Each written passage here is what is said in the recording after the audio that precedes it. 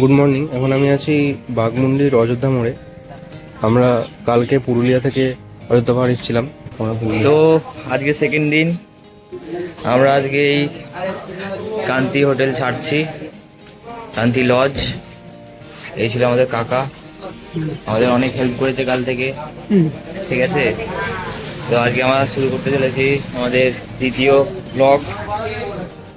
রোমক ব্যাগটা নিচ্ছে, এই যে ছেলেটা অনেক কাজ করছে বন্ধু আজকে। Thank you thank you thank you. এইভাবেই আস্তে আস্তে কামাতে থাকবো বন্ধু। যখন আমরা বাঘমুন্ডির অযোধ্যা মোড়ে রয়েছি, তো আমরা আজকে যাব হচ্ছে চড়িদা, যেটা মুখোশ গ্রাম নামে পরিচিত। এই ছাড়লাম।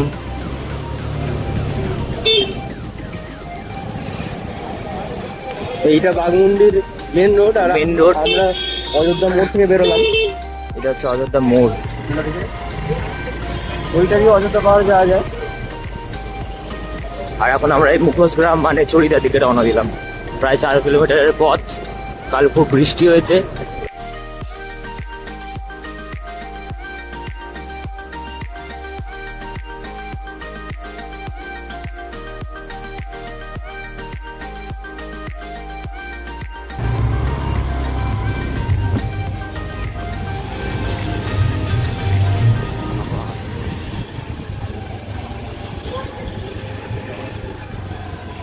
এখন আমরা এসে গেছি চড়িদা গ্রাম। চড়িদা গ্রাম মুখোশ নামে পরিচিত। ছৌনাথের মুখোশ এখানে তৈরি হয়। হ্যাঁ, একটা মুখোশ মিউজিয়ামও আছে, কিন্তু সেটা এখন বন্ধ দেখলাম। এখানে সব দোকানগুলোয় এরকম মুখোশ পাওয়া যায় ছৌনাথের, এইরকম। এইখানে প্রতিটা দোকানেই এরকম মুখোশ রয়েছে।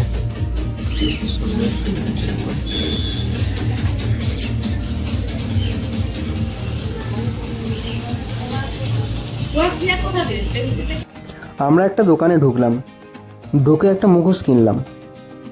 এখন কাকিমা সেই মুখোশটাকে ফিনিশিং করে আমাদের দিচ্ছে।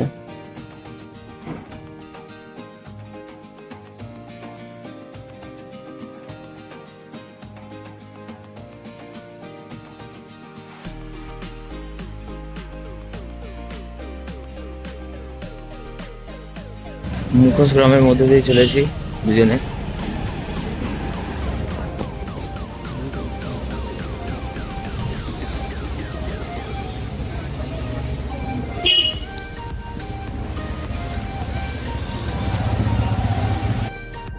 মুখোশগ্রাম ছাড়ার পরে আমরা এখন রওনা দিয়েছি খয়রাবেড়া ড্যামের দিকে। বাঘমুন্ডি ঝালদা রোড ধরে আমরা এগোচ্ছি।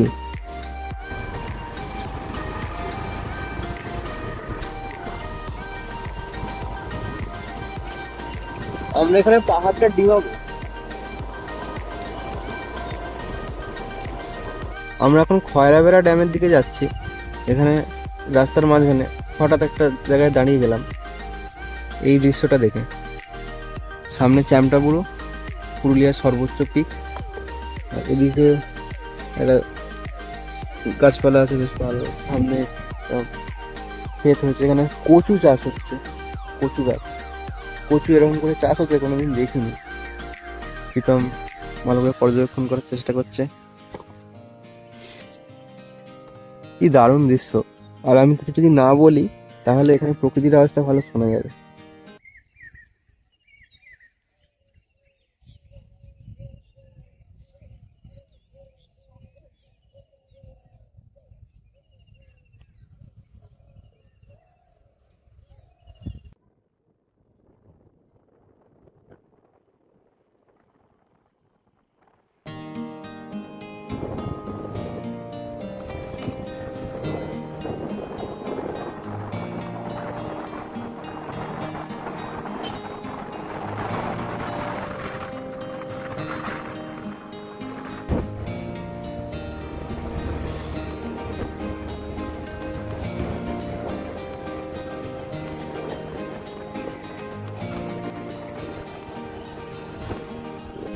খয়রাবেড়া ড্যামে আমরা পৌঁছেই গেলাম। এখানে একটা বড় ড্যাম আছে চ্যামটাবুড়ো পাহাড়ের সামনেই। ড্যামের উপরে রাস্তাটা দিয়ে আমরা একদম সেই পাড়ে চলে গেলাম।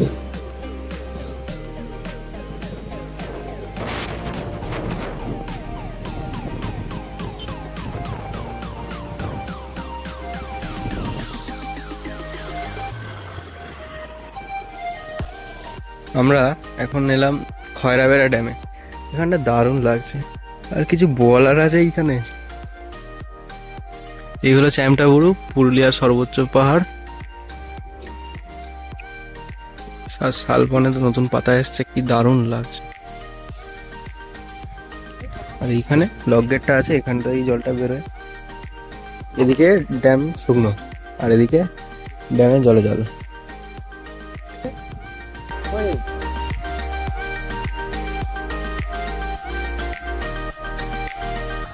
বন্ধু খুব মজা হচ্ছে।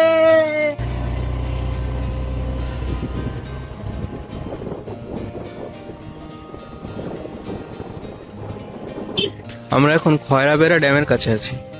এই হলো খয়রাবেড়া ড্যাম। এই উপরে যে রাস্তাটা, এখান দিয়ে ড্যামের সামনেটা যাওয়া যায়। আমরা ড্যামে গেছিলাম। এবার আমরা ঠিক করলাম যে এইখানে যে চ্যামটাবুরু পাহাড় আছে, চ্যামটাবুরু পাহাড়, এই কথাটা ভুল কথা, কারণ বুরু মানেই পাহাড়, চ্যামটা পাহাড় বা চ্যামটাবুরু। তো আমরা এখানে উঠবো ঠিক করলাম। এখান থেকে এই যে দোকানগুলো আছে, এই দোকানটায় আমরা আমাদের ব্যাগ গাড়ি রেখে কিছু টিফিন করলাম। তারপর এখানে আমরা উঠতে যাচ্ছি। এখানে 2 ঘন্টা মতো উঠতে লাগবে।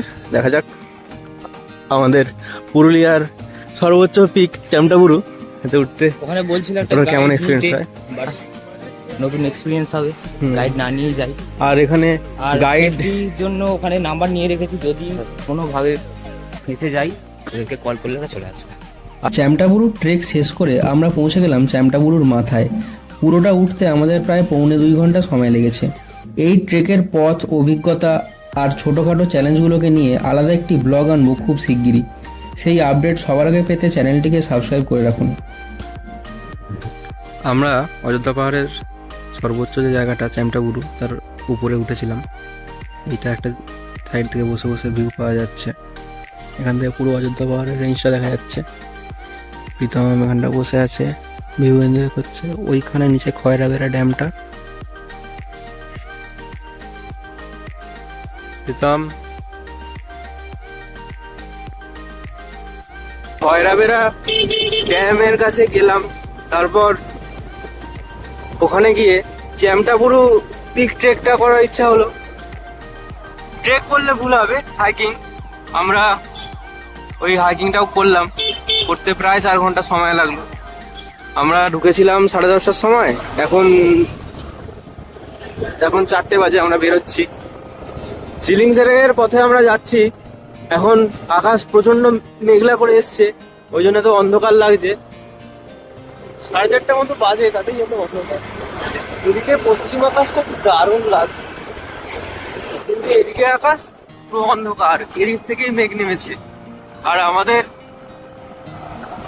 রাস্তাটা এরকম আঁকা বাঁকা। আমরা এখন মূলত অযোধ্যা পাহাড়ের মধ্যে দিয়েই যাচ্ছি।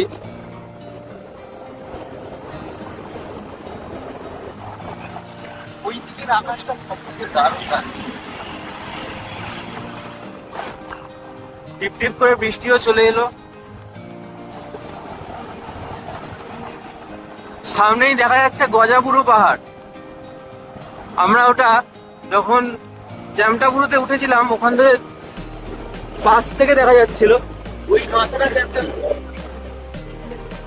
পুরুলিয়ার সর্বোচ্চ পাহাড়, ওই চ্যামটাবুরু। আর এইটা হচ্ছে গজাবুরু। আমরা চ্যামটাবুরু থেকে গজাবুরুর খুব ভালো একটা ভিউ পেয়েছিলাম। এখান থেকে সাইড থেকে ভিউটা পাচ্ছি।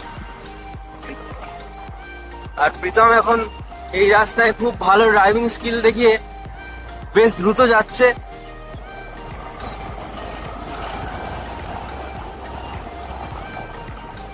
এই দিকটায় দেখা যাচ্ছে চ্যামটাবুরু। এই চ্যামটাবুরুর মাথা থেকে আমরা উঠেছিলাম, আর এখান থেকে স্পষ্ট বোঝা যাচ্ছে কেন নাম চ্যামটাবুরু। পাহাড়টার মাথাটা কোনা নয়, চ্যাপটা। আমি আসার আগে ওমকে বলেছিলাম যে এরকম একটা ভিউ আমরা পাবো, মানে বৃষ্টি হবে সেই মুহূর্তে একটা কালো ধোঁয়া টাইপের মেঘ, আর সেই সময় পাহাড়ের গ্রামীণ রাস্তা দিয়ে যাব। বৃষ্টিটা আবার জোরে আসছে, আমরা বেরোচ্ছি। টাটা। বৃষ্টিটা জোরে শেষ পর্যন্ত চলেই এলো, আমাদেরকে একটা জায়গায় দাঁড়াতে হলো।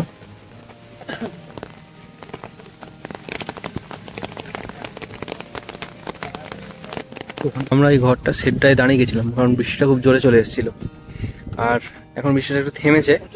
ওই হচ্ছে চ্যামটা বুরুম, পুরো মেঘে এখন ঢেকে আছে, কালো মেঘে। আবার এদিকটা পুরো সাদা। আমার স্কুটিটা ওখানে গাছের তলায় রেখে দিয়ে আমরা দৌড়ে সেখানে দাঁড়িয়েছিলাম। আর এই জায়গাটার নাম হচ্ছে খামার। বৃষ্টিটা থামতেই আমরা আবার বেরিয়ে পড়লাম। এখানটা আবার দাঁড়ালাম কেন? এই দৃশ্যের লোভ সামলাতে না পেরে। এই রাস্তা, এদিকে চ্যামটাবুরু, পিছনে কালো ঘন মেঘ, এদিকে গজাবুরু, এদিকে কিছু পলাশ ফুলের গাছ, আর এদিকে এই লাল পাতা গাছটা এখানে পাহাড়ে জায়গায় অনেক জায়গায় দেখতে পাচ্ছি।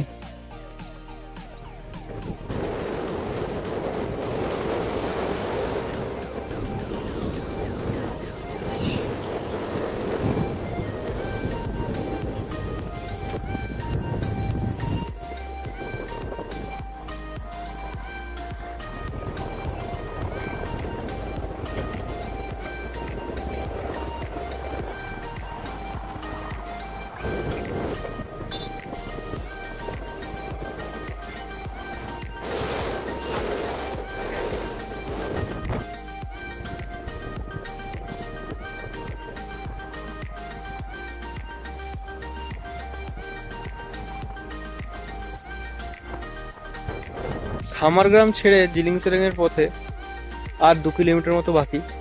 এখানটা দাঁড়িয়ে গেলাম, মেঘলা ঠান্ডা হাওয়া দিচ্ছে। এখানটা পুরো অযোধ্যা পাহাড়ের মাঝামাঝি একটা জায়গা। জিলিং সেরেং, খামার এগুলো খুবই প্রত্যন্ত গ্রাম। এখানে কি দারুণ লাগছে। এখন একটু মেঘলা আছে বলে আরো একটা আলাদাই ব্যাপার। জিলিং সেরেং আমরা পৌঁছে গেছি। গ্রাম শুরু হওয়ার আগেই এই জিলিং সেরেং প্রাইমারি স্কুলটা, এই স্কুলটার কিরকম অবস্থা দেখি গিয়ে। জলের ট্যাঙ্ক আছে, এখন কল। জিলিং সেরেং প্রাথমিক বিদ্যালয়। এরকম স্কুল এখন কেউই নেই। এখানে হয়তো মিড ডে মিলের রান্না হয়। মাত্র 2টো ক্লাসরুম, শৌচালয়।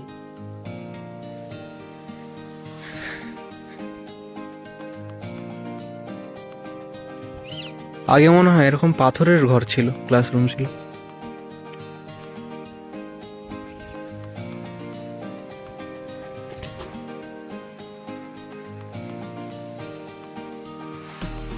রাস্তা দিয়ে যেতে যেতে হঠাৎ আমরা এই বোর্ডটা দেখে দাঁড়িয়ে গেলাম, মালতী দিদির শিক্ষালয়।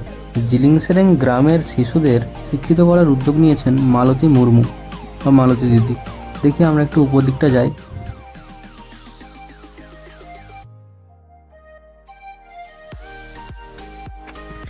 যদি এখন স্কুলে তালা মারা, আমি বাইরে থেকেই একটু ভিডিও করার চেষ্টা করছি। এখানে একটা ফেস্টুন টাঙানো, যেখানে লেখা আছে।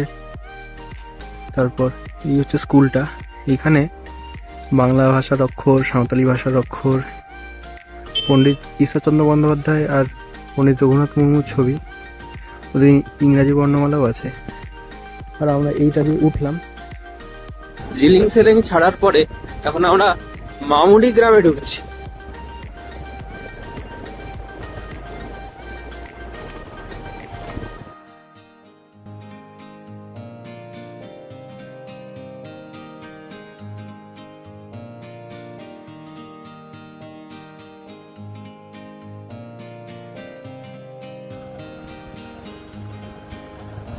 মামুডি গ্রাম ছাড়ার পরেই আমরা মুরগুমা ড্যাম দেখতে পাচ্ছি।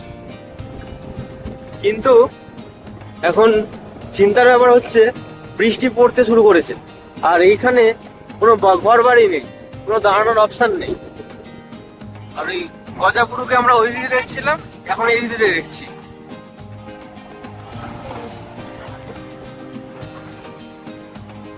আর এই রাস্তাটা কত ঢাল নিচে নামছে।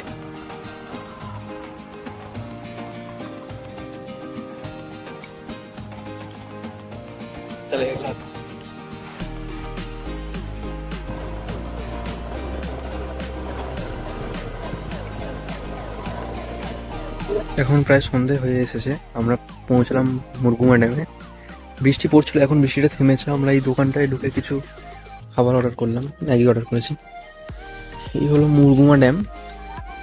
এখানে এখন খুব ঠান্ডা হাওয়া দিচ্ছে, সন্ধে হয়ে এসছে আর প্লাস মেঘলা হয়ে আছে। দিনের বেলা ওখানে পৌঁছাতে পারলে ভালো লাগবে। মুরগুমা ড্যামের কাছে এমন বৃষ্টি চলে এলো যে আমাদেরকে ওখানটা অনেকক্ষণ বসে থাকতে হলো, তারপর পুরোই অন্ধকার হয়ে গেল। আমরা এখন বেরিয়েছি, বৃষ্টিটা থেমে গেছে। এখন আমাদের অনেকটা পথ যেতে হবে, প্রায় 80 কিলোমিটার। আমরা রঘুনাথপুর পর্যন্ত যাব, দেখা যাক কি হয়।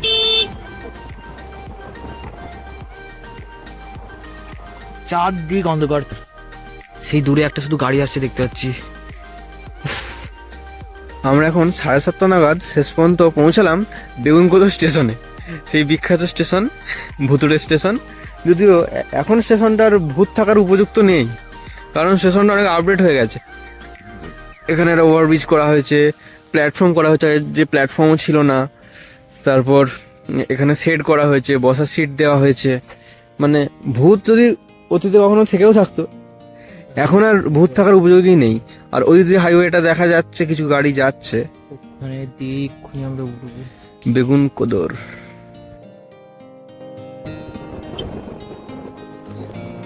বেগুনকোদর স্টেশন ছেড়ে আমরা এখন হাই রোডে উঠে পড়েছি। এবার আমরা হাই স্পিডে যাব, দেখা যাক কতক্ষণ লাগে পৌঁছাতে।